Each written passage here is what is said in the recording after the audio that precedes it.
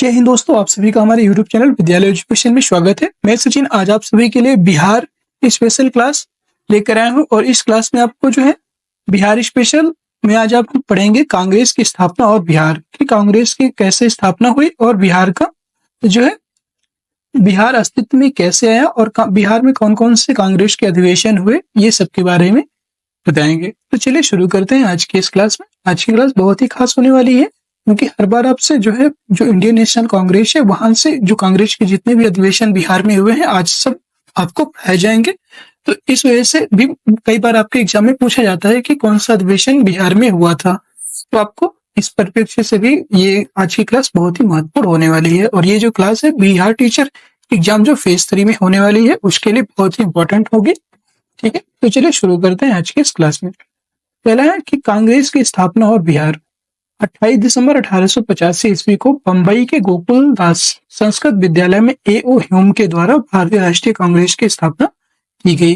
जो भारतीय राष्ट्रीय कांग्रेस है इसकी स्थापना कब हुई थी, याद रखिएगा 28 दिसंबर 1885 को इसकी स्थापना होती है और इसके जो अध्यक्ष थे A.O. ह्यूम, इनका पूरा नाम था A.O. ह्यूम का एलन ऑक्टेवियन ह्यूम इनका पूरा नाम था।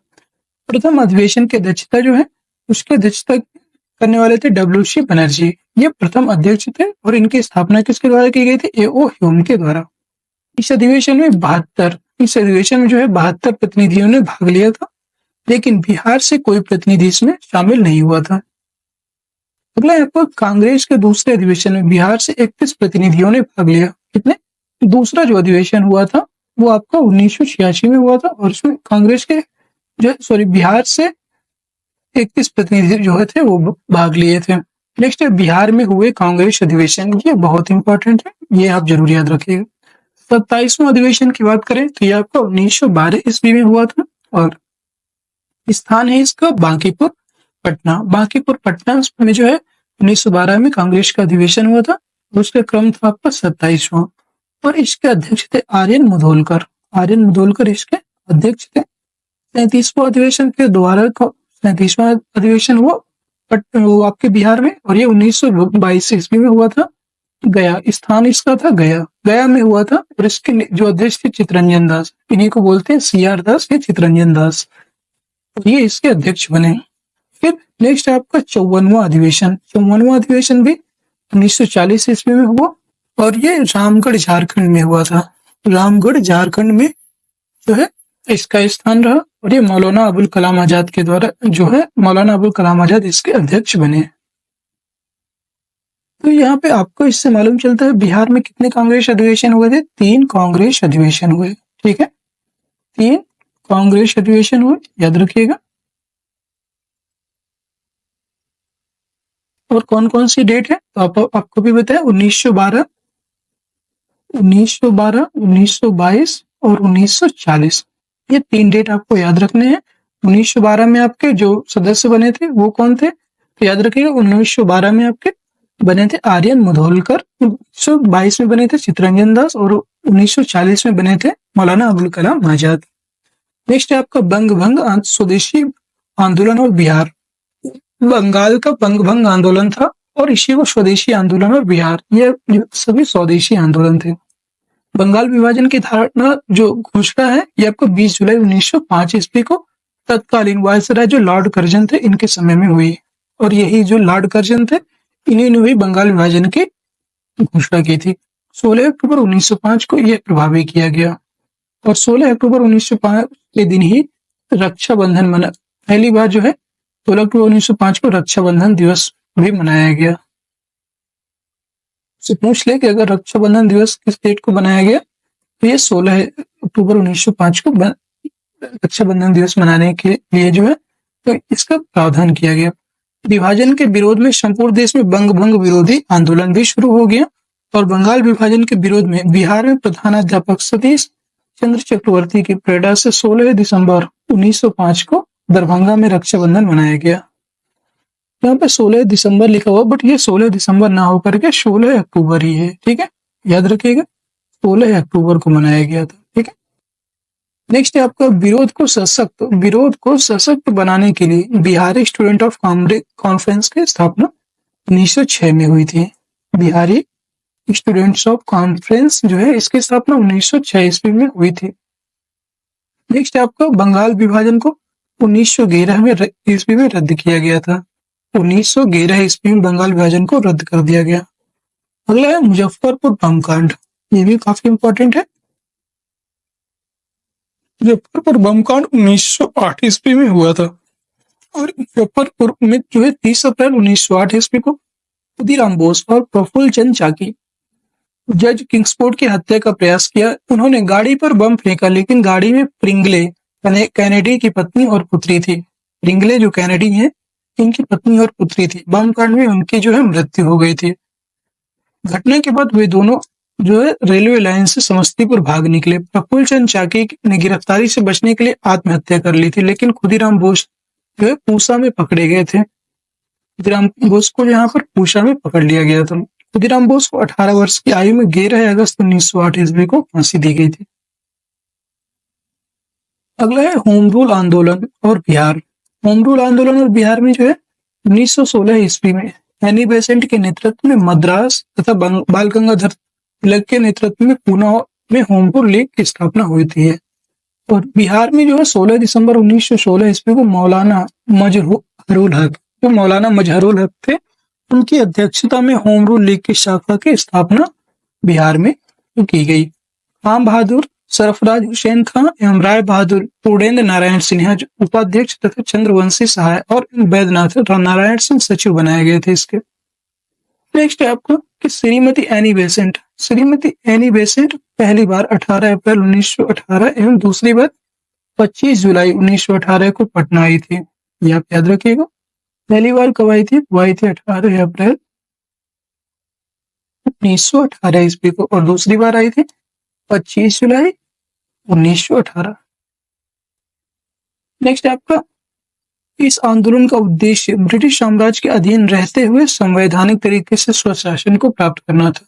ब्रिटिश जो साम्राज्य उसके रहते हुए भी हम ये लोग संवैधानिक तरीके से स्वराज्य या स्वशासन को प्राप्त करना चाहते थे। नेक्स्ट आपका चंपारण सत्याग्रह, और ये बेहद इंपॉर्टेंट है। ठीक है, ये आपका वेरी वेरी इंपॉर्टेंट है, याद रखिएगा। चंपारण सत्याग्रह की बात करेंगे, ये आपका 1917 में हुआ था और चंपारण में किसानों के लिए 3 कट्ठे प्रणाली प्रचलित थी। इसके तहत किसानों को प्रत्येक 20 कट्ठे में से 3 कट्ठे में नील की खेती करना अनिवार्य था।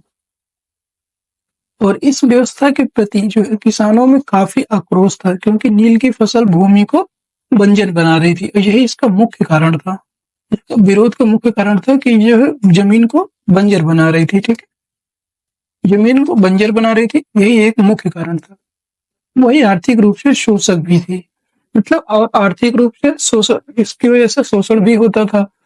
1916 ईस्वी में कांग्रेस के लखनऊ अधिवेशन में जो 1916 का कांग्रेस अधिवेशन था, उसमें लखनऊ अधिवेशन में मुरली भरावा गांव के राजकुमार शुक्ल, ये काफी इंपॉर्टेंट कैरेक्टर है। ठीक है, इस आंदोलन के सबसे महत्वपूर्ण कैरेक्टर में से एक है, नाम राजकुमार शुक्ल ने इस समय पर कांग्रेस नेतृत्व का ध्यान आकृष्ट किया और ब्रजकिशोर प्रसाद ने एक प्रस्ताव पेश किया था।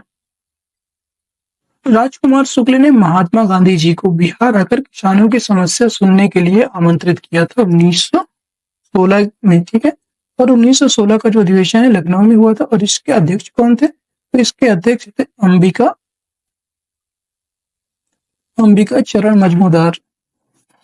चरण मजूमदार इसके अध्यक्ष थे। ठीक है, नेक्स्ट है गांधी जी कलकत्ता से 10 अप्रैल 1917 गांधी जी कलकत्ता से 10 अप्रैल 1917 ईस्वी को पटना पहुंचे, मतलब 15 अप्रैल 1917 ईस्वी को वे चंपारण मोतिहारी पहुंचे। उन्होंने प्लांटर्स एसोसिएशन के सचिव ने J.M. विल्सन ने से जांच कार्य में सहयोग करने का अनुरोध किया। चंपारण के जिला मजिस्ट्रेट W.J. हार्डकॉक थे 16 अप्रैल 1917 ईस्वी को गांधी जी के चंपारण छोड़ने संबंधी अधिसूचना जारी की। धारा 144 के उल्लंघन के आरोप में उन्हें गिरफ्तार भी कर लिया गया था। बाद में 21 अप्रैल 1917 ईस्वी को उन्हें रिहा कर दिया गया। नेक्स्ट है गांधी जी ने स्वतंत्र जांच कर 13 मई 1917 ईस्वी को अपनी जांच रिपोर्ट बिहार उड़ीसा को मुख्य सचिव को सौंपी थी। परिणाम स्वरूप कृषकों की स्थिति जांच के लिए चंपारण एग्रेरियन समिति, ये इंपॉर्टेंट है, चंपारण जो एग्रेरियन समिति इसके द्वारा इसकी जांच की गई थी, इसका गठन किया गया और इस समिति के अध्यक्ष जो थे मध्य प्रदेश के आयुक्त FG स्लाई थे। महात्मा गांधी, एलसी अदामी, राजा हरिहर प्रसाद, नारायण सिंह, DJ रीड एवं G रैनी आदि इसके अन्य सदस्य भी थे। इस समिति ने अपनी रिपोर्ट में 3 कठिया प्रणाली समाप्त करने की अनुशंसा की। इस प्रकार गांधी जी का भारत में प्रथम सत्याग्रह का जो प्रयोग है वो एकदम सफल रहा। इस तरह से जो 3 कठिया पद्धति लगाई गई थी, अगर आपने कभी नहीं पढ़ा होगा तो आज आपको पूरा इसका जो है कौन सी समिति के द्वारा, तो चंपारण एग्रेग्रियन समिति, इस समिति के द्वारा इस 3 कठिया पद्धति को हटाया गया था और इसके यहाँ पे अध्यक्ष भी हैं, आप याद कर सकते हैं। नेक्स्ट है आपका चंपारण सत्याग्रह में गांधी जी के प्रमुख सहयोगी कौन थे? तो थे राजेंद्र प्रसाद, ब्रजकिशोर प्रसाद, अनुग्रह नारायण सिंह, धरणीधर, मजहरूलक, राजकुमार शुक्ल, रामनवमी प्रसाद और शंभू शरण आदि ये जो है चंपारण सत्याग्रह में गांधी जी के प्रमुख सहयोगी रहे। चंपारण सत्याग्रह की बात करेंगे तो इसमें जो है गांधी जी द्वारा भारत में चलाया गया प्रथम सत्याग्रह है। ठीक है, याद रखिए फर्स्ट सत्याग्रह कौन सा था? ये जो है चंपारण सत्याग्रह था। चंपारण सत्याग्रह से प्रेरित होकर जून 1919 ईस्वी में मधुबनी जिले के किसानों ने स्वामी विद्यानंद के नेतृत्व में दरभंगा राज के विरुद्ध आंदोलन किया था। ये जो गांधी जी के प्रमुख आंदोलन है ना, इसी से रिलेटेड हमने एक ट्रिक भी बनाई है, आप चाहें तो उसे क्लास के बाद देख सकते हैं, आपको वीडियोज में मिल जाएगा। वीडियो सेक्शन में आपको मिलेगा गांधी जी के महत्वपूर्ण आंदोलन को याद करने की ट्रिक हमने बनाई थी और वो वीडियो बहुत अच्छा वीडियो बना था, आप जाके देख सकते हैं। इसमें आपको जितने भी गांधी जी के द्वारा महत्वपूर्ण आंदोलन किए गए हैं सारे के सारे और एक सीक्वेंस से उसमें लाया गया है, आप जरूर देखिएगा। नेक्स्ट आपका किसान सभा। किसान सभा की बात करेंगे, ये आपको 1922 से 1923 में मुंगेर में शाह मोहम्मद जुबैर की अध्यक्षता में किसान सभा का गठन हुआ था और श्री कृष्ण सिंह इसके उपाध्यक्ष और सिद्धेश्वरी चौधरी एवं नंद किशोर इसके सचिव थे। याद रखिएगा, जो किसान सभा के जो उपाध्यक्ष थे वो थे कृष्ण सिंह और सिद्धेश्वरी चौधरी, ये जो है उपाध्यक्ष, कृष्ण सिंह इसके उपाध्यक्ष थे और जो है सचिव की बात करेंगे तो सिद्धेश्वरी चौधरी और नंद किशोर सिंह इसके सचिव थे। किसान सभा 1928 ईस्वी में स्वामी सहजानंद सरस्वती ने बिहटा पटना में औपचारिक किसान सभा की स्थापना की थी। तो अगर आपसे पूछता है कि औपचारिक किसान सभा के संस्थापक कौन थे, तो वो थे स्वामी सहजानंद सरस्वती और इन्होंने 1928 में इसकी स्थापना की थी। अगला है नवंबर 1929 ईस्वी में सोनपुर मेले में, अभी ये क्वेश्चन जो स्वामी सहजानंद सरस्वती वाला same to same question BPSC TRE exam 2.0 में पूछा गया था SST वाले सेक्शन में। ठीक है, तो ये जरूर याद रखिएगा। नेक्स्ट है आपका नवंबर 1929 ईस्वी में सोनपुर मेले में स्वामी सहजानंद सरस्वती की अध्यक्षता में विधिवत प्रांतीय किसान सभा की स्थापना की गई थी और इसके सचिव श्री कृष्ण सिंह थे। अभी आपको बताया था स्टार्टिंग में श्री कृष्ण सिंह इसके उपाध्यक्ष रहे, बाद में इसके सचिव भी बने। नेक्स्ट है बिहार किसान आंदोलन में कार्यानंद शर्मा, राहुल शंकरत्यायन, पंचानंद शर्मा और यदुनंदन शर्मा आदि नेता भी शामिल थे। और नेक्स्ट है आपको बिहार प्रांतीय किसान सभा। बिहार प्रांतीय किसान सभा का दूसरा अधिवेशन पुरुषोत्तम दास टंडन की अध्यक्षता में हुआ था और ये 1934 ईस्वी में हुआ। तीसरा अधिवेशन जो है स्वामी सहजानंद सरस्वती की अध्यक्षता में 1935 ईस्वी में हाजीपुर में हुआ था। अगला नवंबर 1936 में ईस्वी में कार्यानंद शर्मा के नेतृत्व में मुंगेर के भाड़िया ताल में बिहार प्रांतीय किसान सभा ने जमींदारी उत्पीड़न के विरुद्ध संघर्ष किया था। जो जमींदारों का उत्पीड़न हो रहा था उसमें इन्होंने उसके विरुद्ध संघर्ष किया। 11 अप्रैल 1936 ईस्वी को लखनऊ में स्वामी सहजानंद सरस्वती की अध्यक्षता में अखिल भारतीय किसान सभा का गठन हुआ था। 11 अप्रैल 1936 को लखनऊ में स्वामी सहजानंद की जो अध्यक्षता है उसमें अखिल भारतीय किसान सभा का गठन हुआ और इसके सचिव NG रंगा थे। काफी इंपॉर्टेंट है, ये फैक्ट आप याद कर सकते हो। जो इंपॉर्टेंट रहते हैं मैं उसमें बता देता हूँ कि आप ये जरूर याद कर लीजिएगा। किसान सभा का मुख्य उद्देश्य किसानों की समस्या को राष्ट्रीय स्तर पर लाना था, उसका समाधान करना था। जो किसानों की समस्याएं होती थी उनको राष्ट्रीय स्तर पर लेकर आते थे और उनका सोल्यूशन निकलवाते थे, समाधान करते थे। अब पढ़ेंगे बिहार प्रांतीय किसान सभा सम्मेलन। तो इसमें जो है 3 सम्मेलन हुए थे। प्रथम सम्मेलन हुआ था सोनपुर और 1929 में इसका किसान सभा सम्मेलन हुआ था सोनपुर में और इसके अध्यक्ष बने थे स्वामी सहजानंद सरस्वती। द्वितीय किसान सभा सम्मेलन ये आपका गया में हुआ था और ये 1934 में हुआ था। इसके जो अध्यक्ष थे वो थे पुरुषोत्तम दास टंडन, अभी आपको बताया था। तृतीय जो आपका ये हाजीपुर में हुआ था 1935 ईस्वी में और इसके भी अध्यक्ष जो है स्वामी जी सहजानंद सरस्वती के द्वारा इसकी अध्यक्षता की गई थी। नेक्स्ट है आपका प्रमुख किसान नेता कौन कौन से थे। तो प्रमुख किसान नेता और कार्यक्षेत्र, इसमें जो है यदुनंदन शर्मा की बात करेंगे तो ये जो है किसान नेता गया, इनका कार्यक्षेत्र था गया। यदुनंदन शर्मा का जो प्रमुख किसान नेता थे इनका कार्यक्षेत्र गया था। यमुना कार्य की बात करेंगे तो ये जो है इनका कार्यक्षेत्र है दरभंगा और सारण वाला क्षेत्र। राहुल सांकृत्यायन की बात करेंगे तो राहुल सांकृत्यायन आपका अन्नवारी और अंबारी जो सिवान जिले में है वहां पर इनका कार्यक्षेत्र स्थित था। और कार्यानंद शर्मा है इनका जो प्रमुख किसान नेता है इनका कार्यक्षेत्र था मुंगेर जिला जो पहाड़िया ताल वाला जिला है स्थान है, वहां पर इनका कार्यक्षेत्र था। अब पढ़ेंगे खिलाफत आंदोलन और बिहार में ये प्रथम विश्व युद्ध के पश्चात मित्र राष्ट्रों के द्वारा तुर्की के खलीफा के साथ अपमानजनक शर्तों के विरोध में खिलाफत आंदोलन 1919 से 1923 तक हुआ था। और नवंबर 1919 ईस्वी में पटना में हसन इमाम की अध्यक्षता में एक सभा आयोजित हुई। उसमें जो है शांति समारोहों के बहिष्कार का आह्वान किया गया। जो शांति समारोह थे उनके बहिष्कार का आह्वान किया गया। नेक्स्ट 19 मार्च 1920 को बिहार के सभी मुसलमानों ने हड़ताल किया और 1920 ईस्वी में खिलाफत आंदोलन असहयोग आंदोलन के साथ साथ संचालित होता रहा। लेकिन तुर्की में मुस्तफा कमाल पाशा द्वारा 1924 ईस्वी में खलीफा पद को समाप्त कर देने के कारण खिलाफत आंदोलन स्वतः निष्प्रभावी हो गया था। नेक्स्ट है आपका असहयोग आंदोलन और बिहार। असहयोग आंदोलन की बात करेंगे तो सितंबर 1920 ईस्वी में लाला लाजपत राय जो थे उनकी अध्यक्षता में कलकत्ता के विशेष अधिवेशन में गांधी जी के असहयोग आंदोलन में प्रस्ताव को स्वीकार किया। और कांग्रेस के जो नागपुर अधिवेशन था 1920 का इसमें पूर्ण स्वीकृति दी। नेक्स्ट आपको बिहार में इस असहयोग आंदोलन जो है बिहार में इससे पूर्व प्रांतीय सम्मेलन के 12 अधिवेशन भागलपुर में राजेंद्र प्रसाद की अध्यक्षता में असहयोग पर बल दिया गया था। नवंबर 1920 ईस्वी में शाहाबाद में नशाबंदी आंदोलन शुरू किया गया। ये आप याद कर सकते हो, शाहाबाद में नशाबंदी आंदोलन कब शुरू किया गया? ये नवंबर 1920 में। ये इंपॉर्टेंट हो सकता है आपके लिए। असहयोग आंदोलन के क्रम में राजेंद्र प्रसाद, मजहरुल हक, ब्रजकिशोर प्रसाद, मोहम्मद शफी दाऊदी आदि नेताओं ने विधायकों के चुनाव के से नाम वापस ले लिए थे। नेक्स्ट है आपका राजेंद्र प्रसाद ने वकालत का पेशा छोड़ दिया था और उनके भाई राय बहादुर महेंद्र प्रसाद ने राय साहब की उपाधि लौटा दी और मजिस्ट्रेट पद से इस्तीफा भी दे दिए थे।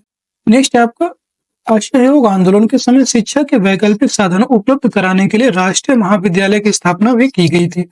इसके प्राचार्य राजेंद्र प्रसाद बने थे।